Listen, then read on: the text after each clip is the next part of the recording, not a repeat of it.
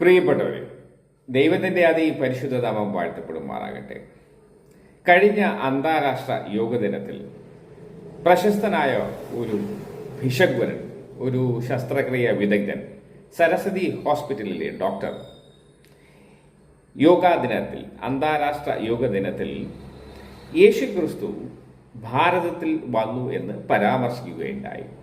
ഞാനതിൻ്റെ സത്യത്തിലേക്ക് കടന്നപ്പോൾ അദ്ദേഹത്തിൻ്റെ വിശ്വാസത്തിൽ നിന്ന് തന്നെ ക്രിസ്തു വിശ്വാസത്തിലേക്ക് മാറ്റപ്പെട്ട, സുവിശേഷത്താൽ അലങ്കൃതമായ, സുവിശേഷത്തിൽ ആകൃഷ്ടനായി ക്രിസ്തു ശിഷ്യനായ തിരുവട്ടാർ കൃഷ്ണൻകുട്ടി എന്ന അദ്ദേഹത്തിൻ്റെ പ്രസംഗം കേൾക്കുവാനിടയായി. എന്നെ അതിശയിപ്പിച്ചത് ഇതാണ്. അന്താരാഷ്ട്ര യോഗ ദിനത്തിൽ യേശുക്രിസ്തു ഭാരതത്തിൽ വന്നു എന്ന് പറഞ്ഞപ്പോൾ എനിക്ക് ഇതിന് വ്യക്തമായ ഒരു ഉത്തരം വേണ്ടിയിട്ടുണ്ടായിരുന്നു. ദൈവത്തോട് ഞാൻ പ്രാർത്ഥിച്ചപ്പോൾ വളരെ അത്ഭുതാവഹമായി ദൈവം എനിക്ക് ഇട്ടു തന്ന ഒരു കണ്ടന്റാണ് ഞാൻ നിങ്ങൾക്ക് മുന്നിൽ അവതരിപ്പിക്കുന്നത്. സരസ്വതി ഹോസ്പിറ്റലിലെ ഡോക്ടറായ ഇദ്ദേഹവും തിരുവട്ടാർ കൃഷ്ണൻകുട്ടിയും യേശുവിനെ കുറിച്ച് പറയുന്നത് നിങ്ങൾക്ക് മുന്നിൽ ഞാൻ അവതരിപ്പിക്കുന്നു. അവർ പറഞ്ഞ 2 വീഡിയോകളും ഞാൻ ഇവിടെ അവതരിപ്പിക്കുന്നു. ആദ്യം നമുക്ക് ക്രിസ്തു യേശു ഭാരതത്തിൽ വന്നു എന്ന് സമർത്ഥിക്കുന്ന ഡോക്ടറുടെ വിശദീകരണം കേൾക്കാം. അത് കഴിഞ്ഞ് അതിനെ കൗണ്ടർ ചെയ്യുന്ന തരത്തിൽ തിരുവട്ടാർ കൃഷ്ണൻകുട്ടി മരിച്ചുപോയി, അദ്ദേഹം ഇപ്പോൾ ഈ ഭൂമിയിലില്ല, ദൈവത്തിൽ ചേർക്കപ്പെട്ടു. അദ്ദേഹം യേശുക്രിസ്തുവിനെ കുറിച്ച് പറയുന്നത് കേൾക്കാം. ക്രിസ്തു യേശു ഒരു നാളിലും ഭാരതത്തിൽ വന്നിട്ടില്ല എന്ന് അദ്ദേഹത്തിന്റെ പ്രസംഗത്തിലൂടെ വ്യക്തമാക്കുന്നു. ഇവിടെ അടിവരയിട്ട് പറയേണ്ടത് ക്രിസ്തു യേശു ഭാരതത്തിൽ വന്നിട്ടില്ല, ബുദ്ധമൊനാസിൽ പോയിട്ടില്ല, യോഗാഭ്യാസം പഠിച്ചിട്ടില്ല എന്ന് വ്യക്തമായി തിരുവട്ടാർ കൃഷ്ണൻകുട്ടി എന്ന ക്രിസ്തു യേശു ഭക്തൻ വ്യക്തമായി തെളിയിക്കുന്നു. അതിൻ്റെ വീഡിയോയിലേക്ക് ഏവരെയും സ്വാഗതം ചെയ്യുന്നു. ദൈവനാമത്തിൽ, പിതാവിൻ്റെയും പുത്രൻ്റെയും പരിശുദ്ധാത്മാവിൻ്റെയും നാമത്തിൽ ഏവരെയും ഞാൻ സ്വാഗതം ചെയ്യുന്നു. വീഡിയോയിലേക്ക് കടക്കാം. സെന്റർ ഓഫ് ലേണിംഗ് ഇന്നലെയാണ് നമ്മൾ നളന്ദ സർവകലാശാല പുനർസൃഷ്ടിച്ച് ഉദ്ഘാടനം ചെയ്യുന്നത്. അപ്പോൾ നിങ്ങൾക്ക് എല്ലാവർക്കും അറിയാം, Jesus Christ lived in India എന്നൊരു പുസ്തകം ഉണ്ട്. നിങ്ങൾക്ക് സമയം കിട്ടുകയാണെങ്കിൽ വായിക്കണം. Not written by any Indian, it is written by a western writer.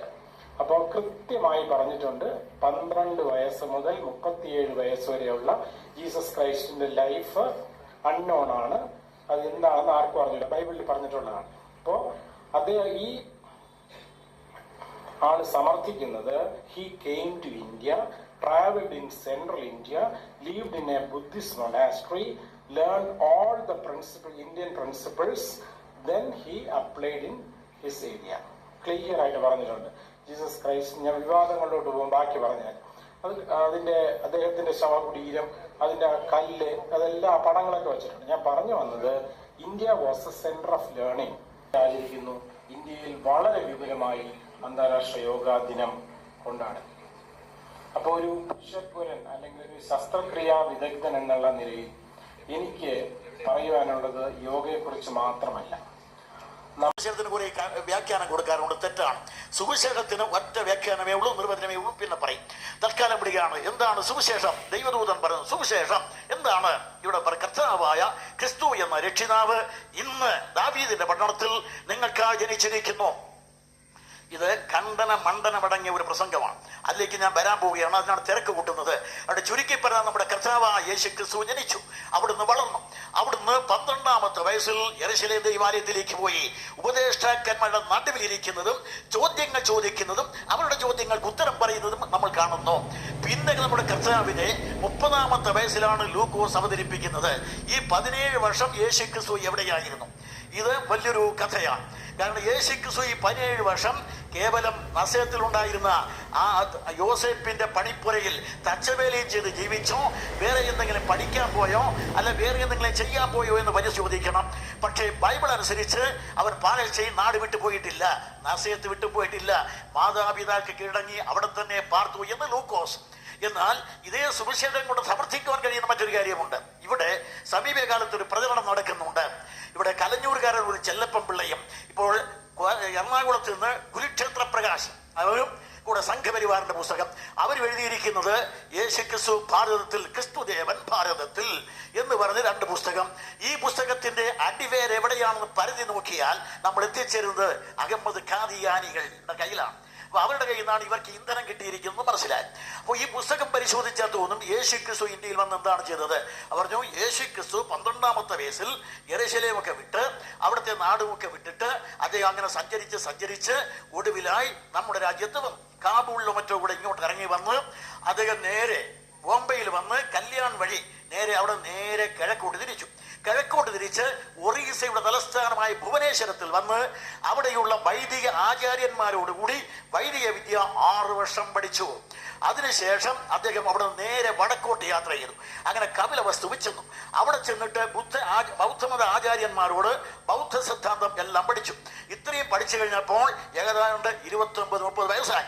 അങ്ങനെ അദ്ദേഹം പിന്നെ ഹിമാലയ സാനുക്കളിലൂടെ സഞ്ചരിച്ച് നേരെ ഇവിടെ ഗലീലയിൽ എത്തിക്കഴിയുമ്പോൾ അദ്ദേഹത്തിന് വയസ്സ് 30. ഈ 17 വർഷം ഇവിടെ ആയിരുന്നു എന്നാണ് ഇവർ പറയുന്നത്. പക്ഷേ എനിക്ക് സമയമില്ല. തിരുവട്ടാർ കൃഷ്ണൻകുട്ടി എന്നാണ് എൻ്റെ പേര്. യേശുക്രിസ്തുവിനെ കുറിച്ച് പറയുന്ന ഇത്തരം ആരോപണങ്ങളെല്ലാം വായിച്ച് മറുപടി പറയാനുള്ള എല്ലാ കരുക്കളും ശേഖരിച്ച് എവിടെയും ആരെയും നേരിടാനുള്ള ആയുധമെടുക്കാത്ത തൻ്റെ ഇടത്തോടുകൂടെയാണ് ഞാൻ ആരെങ്കിലും വരുന്നത്. അതുകൊണ്ട് ഈ കർത്താവായ യേശുക്രിസ്തുവിനെ സംബന്ധിച്ച് പറയുമ്പോൾ അവിടുന്ന് ഇന്ത്യയിൽ വന്നിട്ടില്ല. ഏകദേശം എത്ര വലിച്ചു നീട്ടിയാലും 90 മൈൽ, ഇങ്ങോട്ട് വലിച്ചു നീട്ടിയാൽ 60 മൈൽ. ഇതിനപ്പുറം വീതിയില്ലാത്ത കനാൻ നാട് വിട്ട് യേശുക്രിസ്തു എവിടെയും പോയില്ല. പാലസ്തീൻ ഒന്ന് മനഃപൂർവ്വം പറയാത്തതാണ്. ഉടനെ വേറെ അവകാശികൾ വരും. അതുകൊണ്ട് ഈ പാലസ്തീൻ പ്രശ്നം തന്നെ തെറ്റാണ്. പാലസ്തീൻ എന്ന് പറയുന്ന ഒരു ചെറിയ പ്രദേശമാണ്. കനാൻ നാട് എന്നുള്ളതാണ് ശരി, അതിനാണ് ഇസ്രായേൽ. പാലസ്തീനെ തെറ്റിദ്ധാരണ ഉളവാക്കിയത് റോമാക്കാരാണ്. നേരെ മറിച്ച് യേശുക്രിസ്തു അവിടെ വിട്ട് എവിടെയും പോയിട്ടില്ല. പിന്നെ ആയക്കൂടെ പോയിട്ടുണ്ട്. അതിന്റെ അതിർത്തി വേഗിച്ച് ഒരിക്കൽ സുറാഫേനിക്കാരി സ്ത്രീ അവൾ വിളിച്ച ആ പട്ടണം വരെ ഒന്ന് പോയി. ഇത് കഴിഞ്ഞ് യേശുക്രിസ്തുവിനെ കൊച്ചുനാളിൽ മറിയം എടുത്തുകൊണ്ട് പോയിട്ടുണ്ട് ഈജിപ്തിലേക്ക്. ഇത് ഒഴിച്ചാൽ എവിടെയും പോയിട്ടില്ല. ഒന്ന്. രണ്ടാമത് കർത്താവായ യേശുക്രിസ്തു പാലസ്തീൻ തന്നെ അവിടെ താമസിച്ചിരുന്നു. ലൂക്കോസ് പറയുന്നത് മാതാപിതാക്കളെ കീഴ്പ്പെട്ട് അവിടെ വസിച്ചിരുന്നു എന്നാണ്. അതുകൊണ്ട് എവിടെയും പോയിട്ടില്ല. മൂന്നാമത് നമ്മുടെ കർത്താവായ യേശുക്രിസ്തു ഇന്ത്യയിൽ വന്നിട്ടുണ്ടെങ്കിൽ ഇവിടെ നിന്നെങ്കിലും പഠിച്ചിരിക്കണം. അപ്പോൾ വൈദികാര്യന്മാരോട് പഠിച്ചു എന്ന് പറഞ്ഞാൽ ഇവിടുത്തെ യാഗവിദ്യയും അതോടൊപ്പം തന്നെ വൈദ്യ വേദങ്ങളെ കുറിച്ചൊക്കെ പഠിക്കണം. അത് പഠിക്കാൻ യേശുക്രിസ്തു ഇവിടെ വരേണ്ട ആവശ്യമില്ല. എന്ന് പറഞ്ഞാൽ ആര്യന്മാരുടെ വേദങ്ങളിൽ ഇന്ത്യയിൽ നടക്കുന്ന യാഗപദ്ധതിയേക്കാൾ അനുഗ്രഹീതവും വ്യക്തമായ പാഠക്കുറിപ്പുകളും അനുഗ്രഹീതമായ പദ്ധതി വിശദീകരണമുള്ള അനുഗ്രഹീതമായ യാഗപദ്ധതി യഹൂദന്മാർക്കുണ്ടായിരുന്നു. അതാണ് ലേവ്യ പുസ്തകം. ഇത്രയും ക്രമനിബദ്ധമായിരിക്കുന്ന ഒരു യജ്ഞ പദ്ധതി അവിടെ ഉണ്ടായിരിക്കുമ്പോൾ ഇവിടെ വന്ന് ഈ ചപ്പടാച്ചി കേൾക്കാൻ യേശുക്രിസ്തു വരണ്ട. അതുകൊണ്ട് യേശുക്രിസ്തു ഇവിടെ വന്ന് അത് പഠിച്ചിട്ടില്ല. പിന്നെ യേശുക്രിസ്തുവിന്റെ ഉപദേശങ്ങൾ മുഴുവൻ പരിശോധിച്ചാൽ എവിടെയെങ്കിലും ആര്യ സിദ്ധാന്തത്തിന്റെ അല്പംശം പോലും കാണാൻ കഴിയില്ലെന്ന് തിരുവട്ടാർ കൃഷ്ണൻകുട്ടി എന്ന ഞാൻ ഉറക്കെ വെല്ലുവിളിച്ച് തന്നെ പറയുന്നു. നാലാമത് നമ്മുടെ കർത്താവ് ഇവിടെ നിന്ന് ബുദ്ധമതം പഠിച്ചു എങ്കിൽ യേശുക്രിസ്തുവിനെ സംബന്ധിച്ച് ബുദ്ധമതത്തിന്റെ ഏതെങ്കിലും ഒരു ആശയം അദ്ദേഹത്തിന് ഉണ്ടായിരിക്കണം. ബുദ്ധമതം നാസ്തിക മതമാണ്. ദൈവത്തിന് സ്ഥാനമില്ല, ആത്മാവിനും സ്ഥാനമില്ല. യേശുക്രിസ്തു പഠിപ്പിച്ചത് ആളത്വമുള്ള സഗുണ സനാതന സത്താവിശേഷമായ സമുന്നതനായ സ്വർഗസ്ഥനായ ദൈവത്തെ കുറിച്ചാണ്. രണ്ടാമത് അവിടുന്ന് സ്വർഗത്തെ കുറിച്ച് മാത്രമല്ല ആത്മാവിനെ കുറിച്ചും പറഞ്ഞു. അങ്ങനെ ആത്മാവിനെ കുറിച്ചും പഠിപ്പിച്ച ആളാണ്. ബുദ്ധമതത്തിൽ ദൈവവുമില്ല, ആത്മാവുമില്ല. പിന്നെ ബുദ്ധമതത്തിൽ നിന്ന് എന്ത് പഠിക്കാം? അതിന് പുറമെ നമ്മുടെ കർത്താവ് പിന്നെ ബുദ്ധമതത്തിൽ നിന്ന് പഠിക്കേണ്ടത് യോഗവിദ്യയാണ്. യോഗവിദ്യ യമ നിയമാദി ആസനങ്ങൾ ഉൾപ്പെട്ട യാഗവിദ്യ പഠിക്കണം. ഈ യാഗവിദ്യ ഒന്നും യേശുക്രിസ്തു ഒരിക്കലും ഉപദേശിച്ചിട്ടില്ല.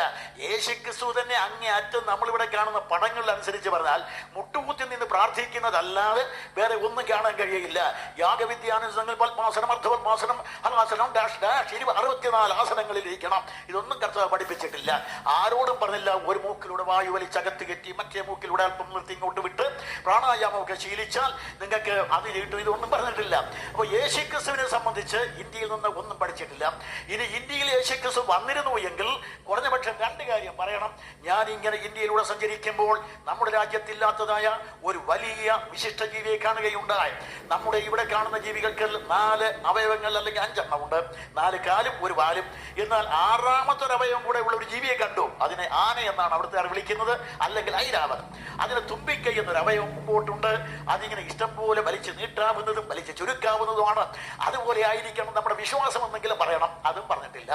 പിന്നെ നമ്മുടെ കർത്താവ് അതിനു പുറമെ സഞ്ചരിച്ചു വന്നപ്പോൾ ഇന്ത്യയിൽ കിട്ടുന്ന മധുരമുള്ള മനോഹരമായ പുറം മുഴുവൻ മുള്ളു നിറഞ്ഞ ചക്ക, അത് ഒറീസയിൽ ധാരാളം കിട്ടും. ഒറീസ താമസിച്ച കാലത്ത് ചക്ക കണ്ടിരുന്നെങ്കിൽ യേശുക്രിസ്തു ഈ അത്തിപ്പഴം പറിക്കുന്ന കാര്യമൊന്നും പറയാതെ ഇവിടെ കണ്ട ചക്കയുടെ കാര്യം പറയണം. വിശ്വാസം പുറം കണ്ടാൽ പരിക്കനായിരിക്കണം, കൊണ്ടുകൊണ്ടിരിക്കണം, പൊട്ടിച്ചു കഴിഞ്ഞാൽ നാസാരന്ധം കീറിപ്പോകുന്ന മണം കലരുന്നതായിരിക്കണം. മാത്രം തിന്നാൽ മതി നിർത്താതെ തിന്നാൻ തോന്നുന്ന ചക്ക, അത് ഞാൻ അവിടെ കണ്ടു. ഇതുപോലെ ആയിരിക്കണം, അതുപോലെ ദൈവത്തിന് സുഗന്ധവാസനയായിരിക്കണം നിങ്ങൾ എന്നൊക്കെ പറയും. അതൊന്നും പറയാൻ പോയില്ല.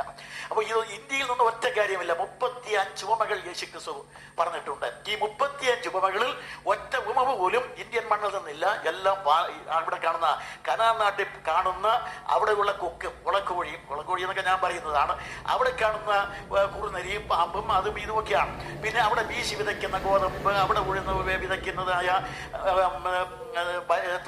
മുന്തിരി, ഇതൊക്കെയാണ് യേശുക്രിസ്തുവിന് ഉപമയപ്പെടുന്നത്. വേറെ യാതൊന്നുമില്ല. നേരെ മറിച്ച് ഇവിടെ നിന്നുള്ള ഏതെങ്കിലും ഒന്ന് പറയണ്ടേ, അതൊന്നും ഇവിടെ വന്നിട്ടില്ല. ഇനി ഏറ്റവും ഒടുവിലായി പറഞ്ഞാൽ യേശുക്രിസ്തു നസറത്ത് വിട്ട് പോയിട്ടില്ല. ലൂക്കോസ് 4-ാം അധ്യായത്തിൽ പറയുന്നത് അവൻ പതിവ് പോലെ പള്ളിയിൽ പോയി എന്നാണ്.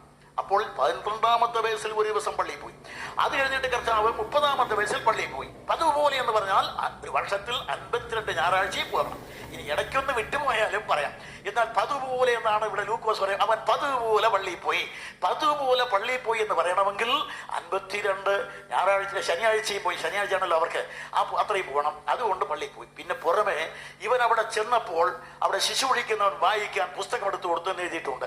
വായിക്കാൻ പുസ്തകം എടുത്തു കൊടുത്തു എങ്കിൽ ആ പുസ്തകത്തിൽ പ്രത്യേകിച്ച് ഓടിച്ചെന്നാലൊന്നും യഹൂദൻ കൊടുക്കുകയില്ല. യഹൂദന്റെ സിന്നഗോഗ് എന്ന് പറയുന്നത് 7 വായനക്കാരുള്ളതാണ്. 7 വായനക്കാരുള്ളത് അവർക്ക് ശിശു വിളിക്കുന്നവൻ പുസ്തകം കൊടുക്കുകയുള്ളൂ. ഇപ്പോൾ നമ്മുടെ കർത്താവ് പതിവ് പോലെ പള്ളി വെച്ചെന്നപ്പോൾ അന്നത്തെ ഊഴം തനിക്കായിരുന്നു വായിക്കാൻ. 7 വായനക്കാരുള്ളതിൽ നസറത്തിലെ പള്ളിയിലെ ഒരു വായനക്കാരനായിരുന്നു നമ്മുടെ കർത്താവ്. അതുകൊണ്ടാണ് പതിവ് പോലെ അവൻ പള്ളിയിൽ ചെന്നപ്പോൾ ശിശു വിളിക്കുന്നവൻ ആ യേശയ്യാ പ്രവചനം അവന്റെ കൈ കൊടുത്തു. അവൻ ഒരല്പം മര്യാദകേട് കാണിച്ചാണ് വായിച്ചത്. അതൊക്കെ പറയുന്നില്ല. അങ്ങനെ മര്യാദ കേട്ടെന്നൊക്കെ കർത്താവിനെ പറഞ്ഞ് തെറ്റിദ്ധരിക്കരുത്. അവൻ വായിച്ചിട്ട് ഒരു വാചകം പൂർത്തീകരിക്കാതെ മടക്കിയാണ് കൈ കൊടുത്തേച്ച് മതിയാക്കി പോട്ടെ, അത്രയും ചെയ്തു. ഇങ്ങനെ പറഞ്ഞാൽ ആ 1 മണിക്കൂർ ഇവിടെ നിന്ന് യേശുക്രിസ്തു ഇന്ത്യയിൽ വന്നിട്ടില്ല എന്നും കനാൻ നാട് വിട്ടു പോയിട്ടില്ലെന്ന് സമർത്ഥിക്കുവാനുള്ള എല്ലാ കരുക്കളും എൻ്റെ കീശയിലുണ്ട്. സമയം പരിമിതം, വിസ്തൃതം ഞാൻ വിട്ടിട്ട് അപ്പുറത്ത് വരിക. അപ്പോൾ ചുരുക്കത്തിൽ പറഞ്ഞാൽ നമ്മുടെ കർത്താവായ യേശുക്രിസ്തു ഇന്ത്യയിൽ വന്നു എന്നുള്ളത് കപടവാദമാണ്, അത് അംഗീകരിക്കുന്നില്ല. പിന്നെ മറ്റൊരു സിദ്ധാന്തം ഞാൻ പിന്നെ പറയും. ഇതിന് പുറമെ ഇപ്പോൾ ചില ആളുകൾ പറയുന്നത് യേശുക്രിസ്തു എന്ന് പറഞ്ഞാൽ ഇതൊക്കെ